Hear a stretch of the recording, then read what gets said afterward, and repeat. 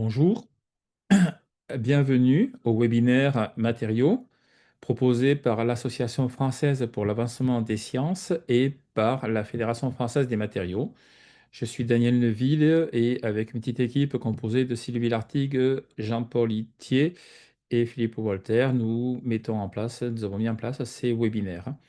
Je vais laisser la parole à Sylvie Lartigue pour présenter le premier de cet après-midi, le premier orateur de cet après-midi. Merci. Aujourd'hui, nous avons le plaisir d'accueillir Henri Proudhon et Sandrine Léonard. Henri Proudhon est directeur de recherche au CNRS, au Centre des matériaux de l'École des mines de Paris.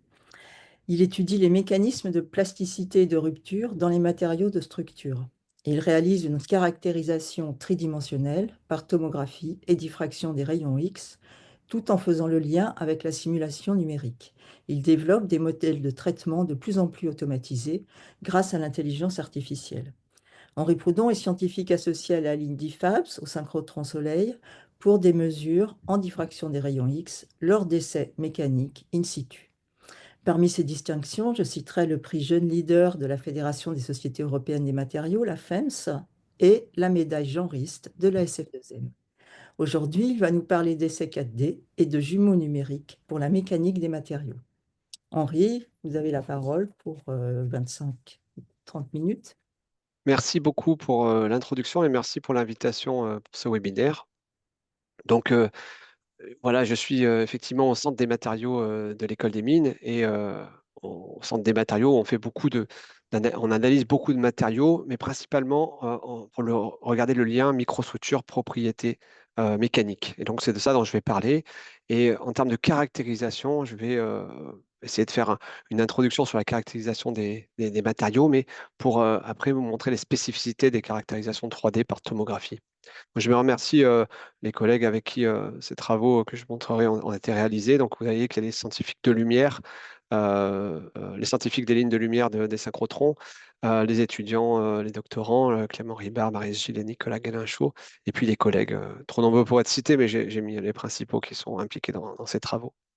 Donc, le plan de la présentation, je vais d'abord faire une introduction sur la caractérisation des matériaux avant de voir les spécificités de l'imagerie 3D des matériaux et même au-delà, hein, puisqu'on va parler d'essais 4D. Et je vous montrerai un peu rapidement deux études différentes. Une première sur l'étude 4D de la déformation d'un alliage commercial d'aluminium pour des applications industrielles et une étude plus fondamentale sur qu'est-ce qu'on peut faire pour observer les phénomènes de plasticité au cœur de la matière. Voilà, donc sans plus attendre, pour juste replacer le contexte, hein, vraiment les matériaux, toutes les sciences sont passionnantes, mais les matériaux aujourd'hui sont vraiment au cœur de notre monde moderne, ils sont partout et dans tous les défis que l'on doit relever, qu'on parle d'allègement des structures, du space, de fabrication additive, de matériaux pour l'électronique, de transition énergétique ou écologique, les matériaux sont partout. Et donc il y a vraiment des propriétés particulières qu'on veut leur donner. Et pour ça, il faut jouer sur leur microstructure. Alors, nous, je l'ai dit, au Centre des matériaux, on s'intéresse aux propriétés mécaniques surtout des matériaux. Et donc, pour évaluer, analyser ces propriétés mécaniques, on va faire des essais mécaniques. Donc, de l'essai où on va mesurer des propriétés mécaniques pour l'ingénieur, comme des essais de traction, de flexion, de torsion, aux essais sur structure. Donc, vous avez ici un acier pour les pipelines qui est testé en résistance à la fissuration. Euh, des essais sous conditions multi-axiales, des essais en environnement, donc que ce soit sous température, environnement, ici des biomatériaux qui sont testés en environnement aqueux à 37 degrés ou sous environnement hydrogène pour étudier la fragilisation par hydrogène. On a vraiment le chercheur en matériaux, il a beaucoup d'essais qu'il peut mobiliser pour aller étudier les propriétés mécaniques. Et vous voyez sur l'image du milieu, là, la micromécanique, on va souvent essayer de relier en fait les propriétés mécaniques que l'on observe à la microstructure. Alors pour ça, pour aller chercher la microstructure, on a accès à tout un tas de caractérisations. Là, j'en ai mis une sélection, hein, parce qu'il y en a d'autres, évidemment. J'ai mis de la microscopie optique, hein, qui est souvent utilisée dans nos laboratoires. Donc là, c'est une image qui est vraiment magnifique d'un acier d'ArcelorMittal. De la microscopie électronique à balayage, évidemment, hein, avec une très forte profondeur de champ. On voit ici une surface de rupture, une éprouvette d'acier, qu'on on va pouvoir comparer par exemple la ductilité. Alors ici, on a quelque chose de très ductile par rapport à un environnement hydrogène où ça va être plus fragile.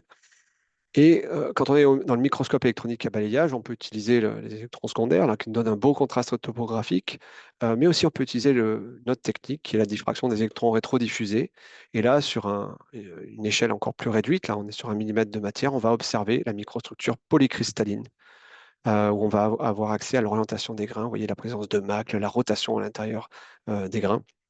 Et ça va piloter directement certaines propriétés mécaniques. Si on pousse encore plus loin, on va pouvoir, et qu'on est capable de déposer un espèce de bouche-tige à la surface de l'échantillon et qu'on va le déformer, eh bien, on va pouvoir réaliser de la corrélation d'images numériques en surface pour étudier, par exemple, le phénomène de localisation en bande de glissement. Vous avez ici des travaux de Jean-Charles Stainville et Valérie Weil. Euh, donc, ce sont des choses très, très fines où on peut, comme ça, quantifier le glissement dans les bandes de glissement à la surface d'un échantillon. C'est des techniques, c'est des phénomènes qu'on peut aussi mesurer par encore plus fin, à microscopie à force atomique, vous voyez, avec une résolution qui est extrême, là. Plus récemment, on a vu apparaître l'imagerie mécanique. Euh, donc là, ici, il s'agit d'essais de nano-annotation rapide. C'est une image que m'a fournie Damien Texier, où on va faire des essais de nano-annotation de façon très rapide, jusqu'à 10 Hertz, sous forme d'une grille régulière. Et comme ça, on va pouvoir coupler, ici c'est couplé à l'EBSD. Donc on a quelque chose de multimodal où on va avoir des cartographies de propriétés mécaniques locales. Donc vous voyez, on a accès vraiment à beaucoup d'informations grâce à toutes ces techniques, mais ça reste en surface. Et donc, euh, alors que les phénomènes que l'on regarde sont souvent tridimensionnels.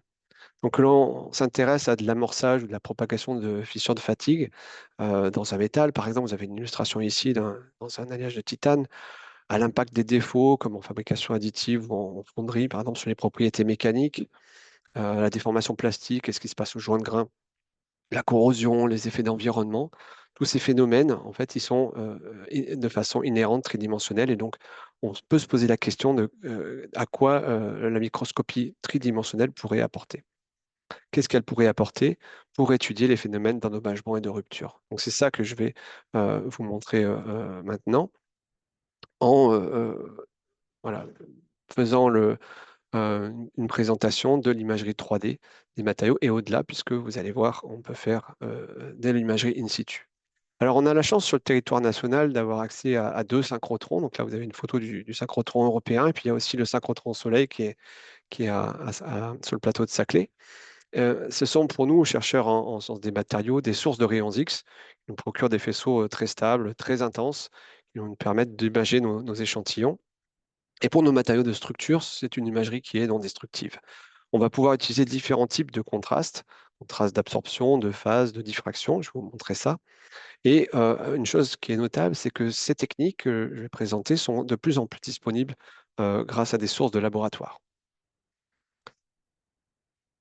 Alors, la première technique, qui va utiliser les rayons X, ça va être la tomographie aux rayons X. Donc là, vous avez une petite illustration.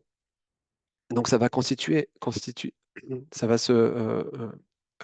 ça va être, on va illuminer un échantillon avec un faisceau étendu, donc c'est un faisceau 2D, et cet échantillon va être placé sur une platine de rotation et on va collecter un ensemble de radiographies sur un détecteur à rayons X. Et donc ces radiographies, elles vont pouvoir être mises dans un algorithme de reconstruction tomographique. Il y en a plusieurs, hein, des itératifs ou des reconstructions directes comme la rétroprojection filtrée, qui vont nous procurer des images tridimensionnelles, pour faire simple, du coefficient linéaire d'atténuation aux rayons X. Et donc, le contraste que l'on observe sur les radiographies, il vient de l'atténuation différentielle en fonction des éléments traversés. Donc ça, en réalité, ce coefficient d'atténuation, il est lié à la densité électronique locale du matériau. Et donc c'est ça qu'on va visualiser. Et donc vous voyez qu'on peut observer de façon très précise, avec des résolutions qui sont de l'ordre du micromètre, voire sous le micron, faire de la nanotomographie avec des résolutions de quelques dizaines de nanomètres, des défauts, des phases dans des composites. On voit toutes les fibres, on va avoir des défauts de façon très très précise, des fissures de fatigue dans des matériaux de structure. Euh, et donc, on va pouvoir étudier ça de façon très précise. Alors, une chose que l'on ne voit pas sur ces images en niveau de grille, c'est dans les métaux, l'orientation des grains, comme on a vu en EBSD tout à l'heure.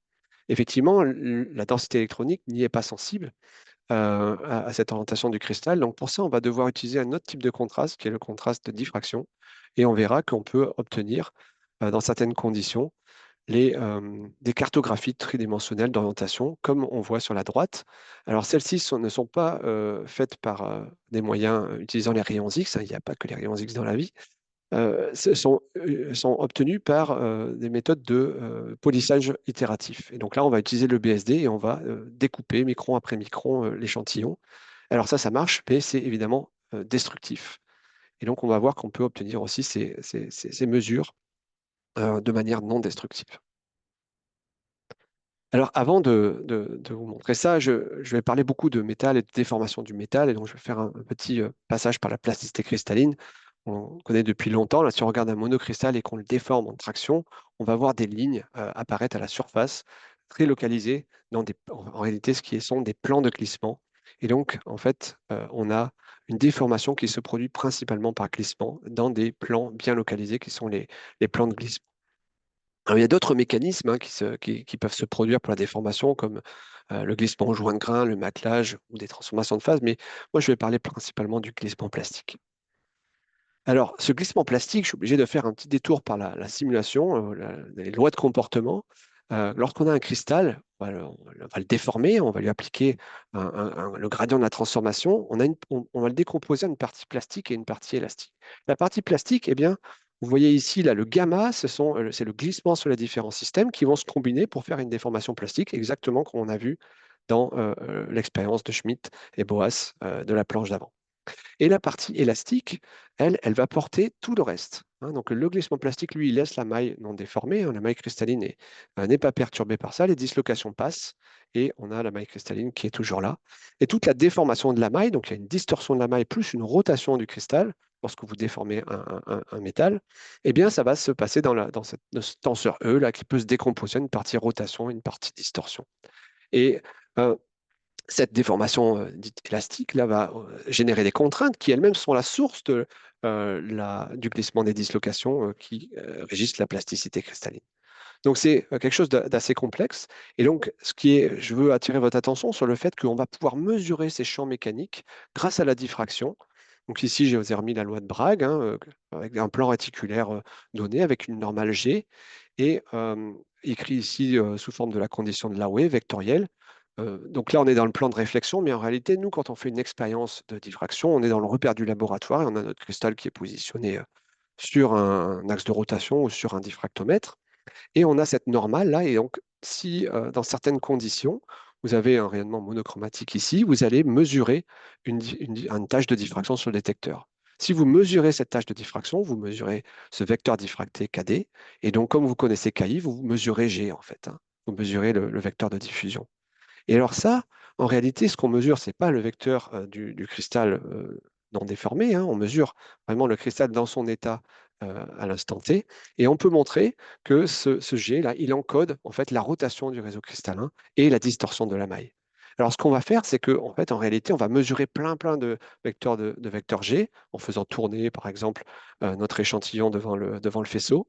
Et grâce à ça, on va pouvoir mesurer ces quantités. Donc c'est assez unique. Maintenant, on a la capacité, avec les résolutions que l'on a auxquelles on a accès au synchrotron, de mesurer tous ces champs mécaniques et comparer à nos simulations. Donc, je vous ai mis ici une espèce de taxonomie un peu des techniques, hein, parce qu'en fait, on a plein de techniques différentes en fonction de la complexité du problème, en fonction de la géométrie du faisceau que l'on va adopter. Et donc, je voulais les balayer rapidement et je vous montrerai deux exemples avec les deux premières. Donc, la première, c'est la plus simple à mettre en œuvre expérimentalement, euh, pas forcément de traiter les données, hein, vous allez voir. Mais donc, on va illuminer complètement l'échantillon avec un faisceau 2D et on va collecter tous les tâches de diffraction sur le détecteur au cours de la rotation. On va séparer tout ça et on va reconstruire une cartographie d'orientation tridimensionnelle. Donc ça, c'est le travail de Wolfgang Ludwig et de son équipe depuis des années pour obtenir ce qu'on appelle la tomographie en contraste de diffraction. En anglais, High Energy Diffraction Microscopy pour enfin plutôt côté outre-Atlantique, ils appellent ça avec un nom un peu différent, mais c'est la même technique. Voilà, vous avez typiquement des résolutions de microns, on peut étudier des échantillons du millimètre. Après, si on va zoomer sur un seul grain, par exemple, on peut faire ce qu'on appelle de la topotomographie. On va faire de la topographie, mais en condition de Bragg sur 360 degrés pour étudier les défauts dans les grains. Des choses qu'on peut faire.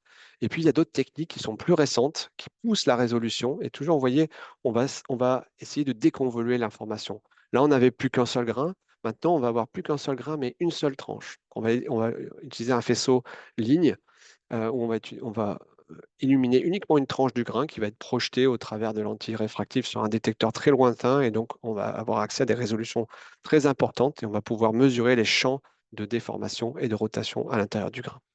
Et au final, si on pousse ce raisonnement encore plus loin, si c'est trop compliqué, si les microstructures sont trop compliquées, on va avoir un faisceau 0D. Finalement, c'est un faisceau ligne euh, qui va illuminer juste une toute petite ligne dans le matériau et qui va projeter sur le détecteur des événements de diffraction discrets qui sont complètement déconvolués. Et on va avoir des millions d'images, mais l'information est complètement déconvoluée, donc plus facile à traiter. Par contre, c'est beaucoup plus lent que les techniques en champ complet. Voilà, alors toutes ces techniques, elles sont non destructives pour nos matériaux de structure. Donc le grand avantage, c'est de pouvoir ajouter un chargement mécanique. Et donc on a développé au centre des matériaux, mais il y a plein d'autres laboratoires en France, comme à Lyon ou à Grenoble, où ils ont fait aussi des machines qui vous permettent, sur les lignes de lumière, de solliciter votre échantillon ou dans un tomographe de laboratoire, d'appliquer le chargement mécanique et d'étudier ce qui se passe à l'intérieur de l'objet. Alors, ça vous donne accès à un nouveau sorte de paradigme, en fait, où on a d'un côté l'imagerie 3D des matériaux, qui est déjà une chose en soi et vraiment très intéressante, mais comme elle est non destructive, on peut la coupler aux essais mécaniques. Donc, on a ce qu'on appelle les essais 4D, où on va être carrément capable de mesurer des champs. Et puis, in fine, vous pouvez coupler ça du fait que vous mesurez la géométrie 3D complète de l'échantillon à faire ce qu'on appelle un jumeau numérique. Donc, vous allez pouvoir simuler votre expérience, compléter ou comparer les informations à l'échelle pertinente et avoir des jeux de données qui sont de plus en plus compatibles avec les méthodes d'IA. J'y reviendrai à la fin de la présentation. Donc, je passe rapidement aux applications que je voulais vous montrer. D'abord, il s'agit de la déformation plane d'un alliage d'aluminium commercial. Donc, la déformation plane, c'est parce que on veut étudier la formabilité de ce métal. Alors, c'est un alliage de type 6000, assez classique. Vous voyez, une taille de grain, 40 microns, assez peu texturé.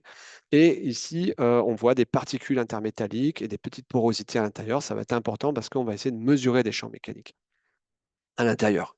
Alors, les expériences, c'est Maryse Gilles, pendant sa thèse, qui est allée faire, vous le voyez ici, sur un tomographe de laboratoire. Donc, ça, ce n'est pas des expériences synchrotron, mais on pourrait le faire aussi au synchrotron.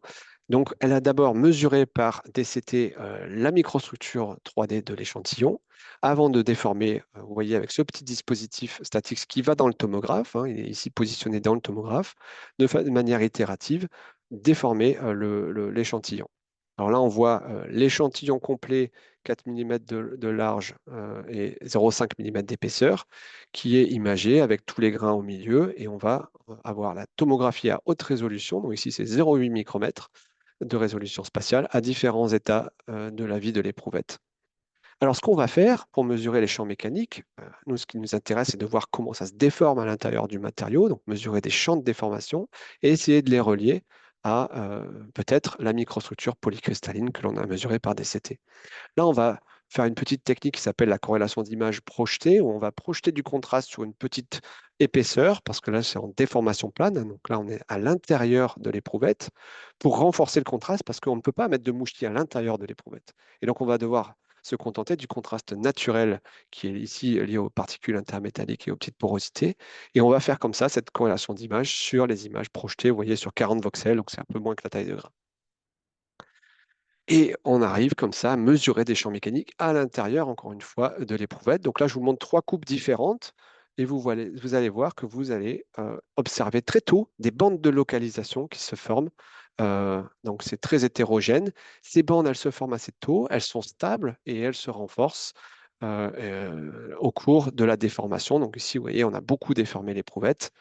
Et ce que Maryse a aussi obtenu comme résultat, c'est qu'à la fin, comme on a cassé l'éprouvette, on peut aller chercher la localisation de la rupture qui correspond aux bandes de plus forte intensité. Donc là, on a pu observer ces bandes à l'intérieur de l'éprouvette. La question, c'est est-ce qu'on peut la relier aux microstructures, à la microstructure polycristalline? Alors pour faire ça, on a utilisé la technique du jumeau numérique. Donc on part de l'ADCT que l'on a mesuré dans l'échantillon. On va la mailler grâce au logiciel Nepper.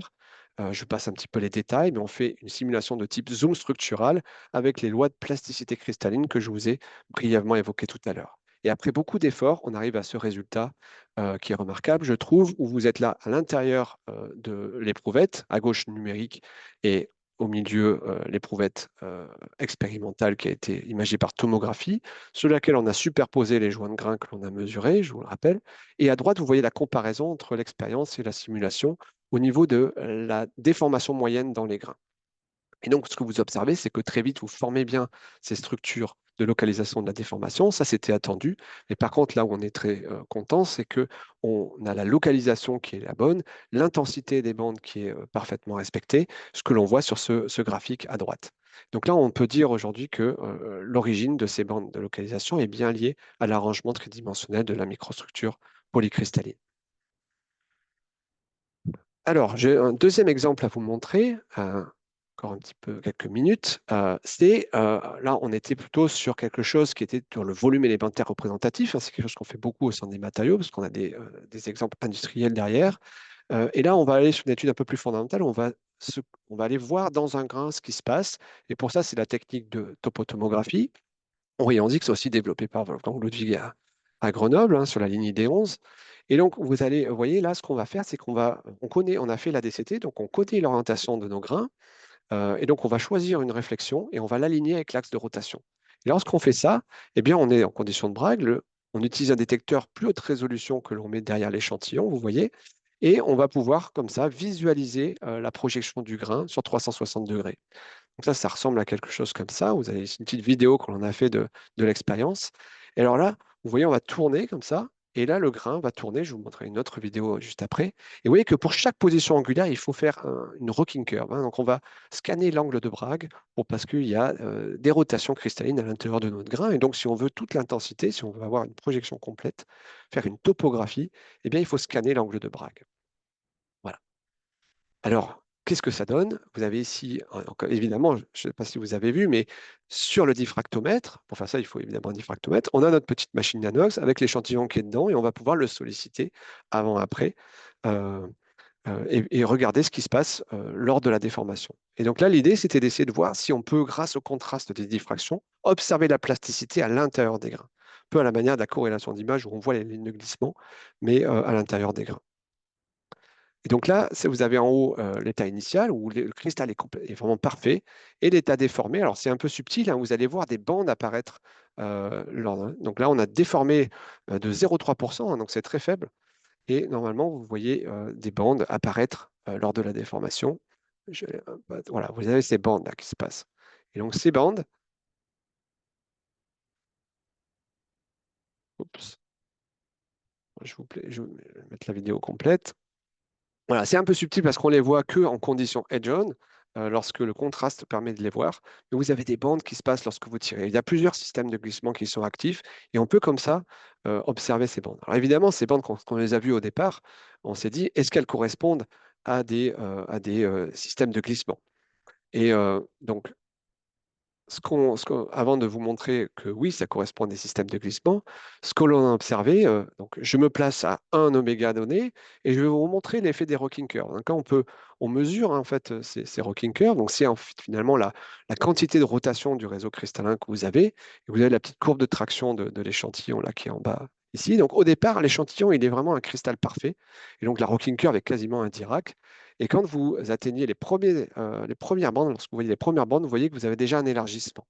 Cet élargissement, il est très faible, hein. Là, c'est 0,1 degré. Donc, c'est très, très faible. Et on peut mesurer ces choses-là grâce aux techniques synchrotron qui sont extrêmement fines. Et lorsque vous déformez vraiment, bon, alors là, on a l'impression qu'on est beaucoup déformé, mais c'est 0,3% de déformation totale. Donc, c'est quand même très faible, mais vous avez comme ça un vrai élargissement. Et là, vous voyez qu'on a un glissement multiple qui apparaît. Alors, on a fait ça dans plusieurs grains. Donc là, comme on connaît l'orientation du grain, on peut, avec de la géométrie projective, regarder si ça correspond bien à des plans de glissement. Et de ce fait, on peut identifier les systèmes de glissement. Donc ça, on l'a fait, ça marche vraiment très, très bien. Et on l'a fait dans d'autres matériaux aussi, ça marche bien. Alors évidemment, après, on veut en savoir plus, on veut savoir si c'est les bons systèmes qui s'activent par rapport à nos simulations. Donc on a aussi fait le jumeau numérique. Et pour aller assez vite, ce qu'on a observé dans ces trois grains-là, c'est que ça marche très bien. On reproduit, vous voyez ici, la rotation du réseau cristallin très bien avec notre simulation, lorsque les bons systèmes sont activés. C'est-à-dire que dans la simulation, alors ce n'est pas des simulations qui sont absolument parfaites, hein, il peut y avoir des incohérences géométriques parfois, eh bien, il y a certains grains où ce ne sont pas les systèmes qu'on observe qui ont été activés. Et dans ce cas-là, effectivement, la rotation que l'on prédit n'est pas celle qui est observée. Donc, ça, c'est très intéressant de pouvoir sonder comme ça nos modèles mécaniques, micromécaniques, avec des observations à l'échelle pertinente. Voilà, on a aussi étudié ça, utilisé ces techniques-là pour étudier la transmission en joint de grains dans un alliage de TI7AL. Mais là, je n'ai pas le temps de vous en parler. Donc, pour terminer cette présentation, je voulais juste voilà, redire que, est-ce que ça, vous vous demandez peut-être, OK, c'est très bien tout ça, est-ce que ça marche pour mon matériau? Alors, effectivement, les techniques Champlain marchent en général que pour des matériaux relativement homogènes et peu déformés, parce que sinon, l'information, vous l'avez compris, elle est convoluée sur le détecteur et c'est devient un cauchemar à extraire l'information pour un voxel donné.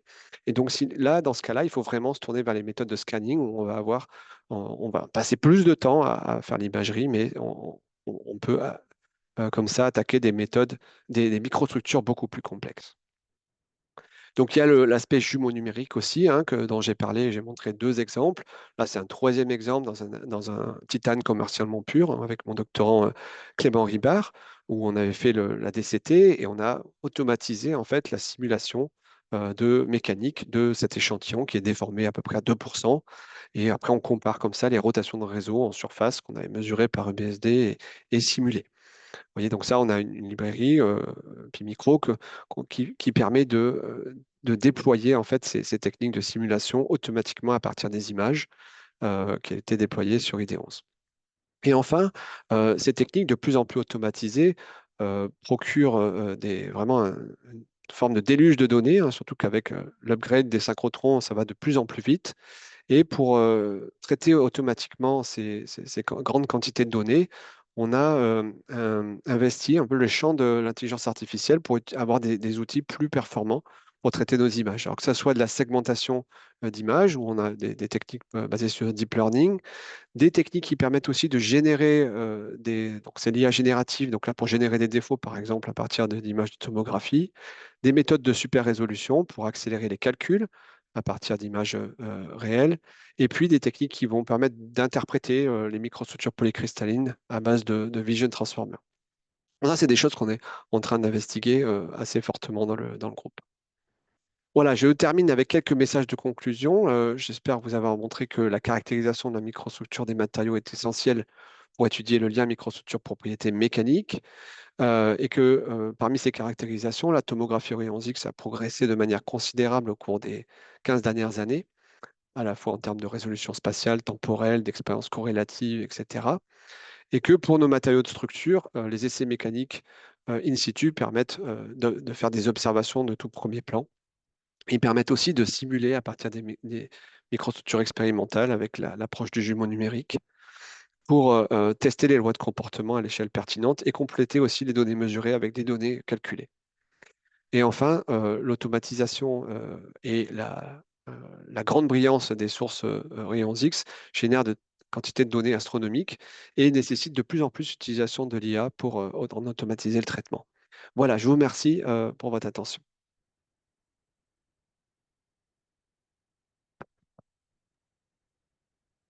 Merci Henri pour cette présentation fascinante, hein, des avancées dans la compréhension des relations entre la microstructure et les propriétés mécaniques. Donc, on a le temps de poser quelques questions s'il y a des questions. Quelqu'un veut en poser? Bon, alors moi j'aurais une question. Donc, la résolution, c'est 200 nanomètres, hein, c'est ça, la résolution limite? Alors, la résolution, ça dépend de la technique utilisée, effectivement, et la technique un peu ultime. Alors là, quand on va chercher à imager la microstructure cristalline, hein, parce que si on Oui. parle de juste de tomographie plus classique, soit en contraste de phase ou en holotomographie ou en absorption, on peut aller à 25 nanomètres aujourd'hui même. Voilà, donc là, c'est vraiment plus pour observer l'endommagement ou des phases. Mais si on veut accéder à microstructures polycristallines, on va dire 200 nanomètres, ouais, c'est à peu près la limite actuelle, D'accord. avec la technique de scanning. Voilà. Et alors, D'accord. en dark field X-ray microscopie, ils parlent de 100 nanomètres, parce ils ont une, voilà. Mais c'est l'ordre de grandeur de la résolution ultime actuelle. D'accord. Et j'avais une autre question. Vous avez travaillé, je crois, sur les matériaux à grains ultra fins. À Oui, grains alors, Alors il y a longtemps. là, il y a beaucoup de mécanismes différents qui interviennent en même temps et qui mettent en jeu, par exemple, du glissement joint de grain. Mm. Donc, on peut aussi identifier tous les mécanismes et faire des modélisations du comportement de ces matériaux. Alors, les grains ultra fins, bon, si c'est voilà, si c'est en dessous du micron, ça va être, commencer à être très compliqué à étudier. Donc, vous avez ici un exemple de scanning qui est fait dans un matériau assez complexe. Donc, c'est de l'acier fait par fabrication additive et des collègues américains. Donc, si c'est on peut aller à des résolutions de quelques centaines de nanomètres là. Donc, si c'est, on peut imaginer. Mais le problème, c'est que si vous allez traverser beaucoup de grains, il faut se rendre compte, là, j'ai pas trop montré d'image de détecteur, j'avais pas le temps, mais donc tout ça est basé sur mesurer ce que j'ai montré au début, mesurer le point sur le détecteur pour mesurer le vecteur diffraction et accéder au G.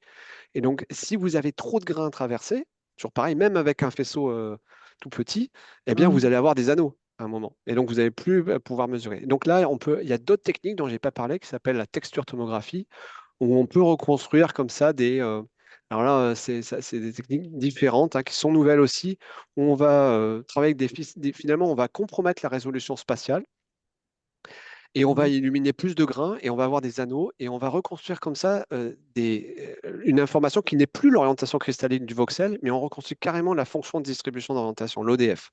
Donc là, c'est des Mhm. techniques développées par Mats Carlsen et puis enfin, à PSI en Suisse et puis à Marseille aussi, c'est développé aussi à Marseille et c'est voilà. Donc ça commence à être utilisé au synchrotron. Moi, je l'ai jamais encore utilisé, mais c'est une technique très prometteuse. Donc là, voilà, on fait une autre technique parce que si c'est trop fin, à un moment, vous n'allez pas réussir. Ou alors, il faut un échantillon qui est vraiment, vraiment tout petit. Et là, dans ce cas-là, bon, on peut utiliser la résolution spatiale ultime. Je vois que Marc avait peut-être une Oui, question. alors justement, oui, Marc, tu peux poser ta question, Euh, Marc? oui, bonjour, merci pour pour l'exposé. Ah, je suis un peu en bas. J'avais une question sur le grain. Enfin, tu montres au début du grain qui est pas déformé, là, à 3%, là, sur la vidéo que tu as montré un peu à la fin. Ouais. Et j'avais une question sur, est-ce que vous avez une idée de la sous-structure de ce grain? Et est-ce que vous pouvez la relier ensuite avec les bandes de glissement qui se déclenchent ou pas? Ou est-ce que vous analysez simplement le nombre enfin, le type de glissement qui va se développer à partir simplement des états de contrainte de ce grain-là? Ou est-ce que vous pouvez prendre en compte la microstructure initiale du grain? S'il y a des sous-joints, enfin des sous-joints, je pense que vous Mm. devez les voir avec une certaine Ouais, résolution, mais tout à si fait. vous Ouais. avez des patchs de dislocation plus denses à un moment, à un endroit Mm. du grain que l'autre, etc. Alors, oui, c'est une excellente question, merci. Donc là, nous, ce qu'on a fait, c'est effectivement, on peut reconstruire avec ces techniques-là le champ de rotation. Donc là, on n'est pas sur la structure de dislocation, mais quand même, on voit très bien les sous-grains. La technique, les techniques de diffraction, elles sont très, très précises. On est mieux que le centième de degré. Voilà. Donc, on peut reconstruire comme ça des sous-grains. Donc, on peut partir de la structure initiale. Alors, pour voir les structures de dislocation proprement dites, il faut vraiment aller sur les techniques dites de dark field X-ray macroscopie, dont je n'ai pas parlé, dont je ne suis pas spécialiste, mais ces techniques qui ont énormément progressé ces dernières années à l'ESRF, sur ID3 notamment et qui sont maintenant opérationnels vraiment. Et donc, on peut mesurer comme ça des structures de dislocation. Alors, c'est peut-être pas dans tous les matériaux, etc. Et il faut préparer vraiment l'échantillon. L'in situ est difficile. Donc là, on peut les mesurer, mais après, on peut pas tirer dessus. Donc voilà, on est en train d'essayer d'adapter notre petite machine Nanox 2 pour qu'elle aille sur cette ligne. Donc voilà, donc techniquement c'est possible, mais nous on n'a jamais fait ça. Déjà, si on arrive à mesurer le champ de rotation de réseau de départ mais là, c'était un matériau qui était vraiment très, très bien cristallisé. On était à la résolution instrumentale. Donc, on avait vraiment un pic qui était de la taille en gros, de la pureté de la longueur d'onde d'entrée, quoi. Donc, on n'avait pas, on a supposé dans notre simulation que le grain avait une orientation bien donnée. Et après, quand tu déformes, ben voilà, tu as, un champ de rotation qui se met en place, mais l'état de départ était uniforme. D'accord. Merci. Bon, il y avait une autre question de Patrice, rapidement peut-être. Bon, non. Donc maintenant, Si Patrice est là, Oui, oui, oui, je suis là. Oui, j'avais une question, rapidement, mais je oui. crois que tu as déjà partiellement répondu, Henri. C'était par rapport au Darkfield, justement. Comment tu voyais le Darkfield par rapport aux autres techniques et qu'est-ce que ça allait apporter de plus ou de moins? Voilà. merci pour la question. Et c'est un peu dans la conclusion, il y avait un petit mot, c'est corrélatif. Et donc, je pense que l'avenir, c'est aussi ça. C'est-à-dire qu'on ne pourra pas tout faire en Darkfield ou en topotomographie parce que ces techniques sont quand même contraignantes. Mais en fait, c'est des techniques qui sont, on peut dire, zoom in. C'est-à-dire, on fait, par exemple, la DCT ou le scanning sur notre microstructure. On a, sans démonter l'échantillon ou avec des systèmes si on doit effectivement passer d'une ligne à l'autre, on peut comme ça utiliser la première caractérisation où on connaît tous les grains. On va, quitte à faire même, on peut rêver, hein, une simulation mécanique en ligne directement automatisée. On est dit, bah, tiens, c'est ce grain-là qu'il faut regarder avec tel joint de grain, etc. Et donc, on va aller zoomer sur ce grain-là. Alors, pour le dark feed, voilà, pour l'instant, on ne peut pas traverser trop d'échantillons. Donc, là, c'est un peu plus difficile. On a essayé de faire avec Wolfgang une expérience qui n'a pas encore complètement réussi, où on est venu réusiner avec un laser l'échantillon autour du grain que l'on veut regarder. Parce qu'à un moment, il y a aussi des questions d'absorption, hein. Donc voilà, c'est Pierre-Henri Junot qui nous a aidé pour réusiner notre échantillon là, au CEA. Et donc, voilà, ça progresse. Le corrélatif permet après d'aller zoomer et d'avoir, parce que nous, c'est ça qui nous importe hein, au centre des matériaux et puis dans d'autres laboratoires, c'est d'avoir quand même un environnement où la mécanique, elle a encore du sens. C'est-à-dire qu'on applique des conditions limites et on est intéressé pour savoir quel phénomène se passe dans le grain, comment le résultat de, on va dire de cette condition limite du mouvement collectif en fait de tous les grains et qui est observé à un endroit particulier. Donc voilà, Merci je pense beaucoup. qu'il faut voir ça comme, enfin moi en tout cas le corrélatif ça m'intéresse pour le À la futur. présentation suivante. Merci encore. Merci.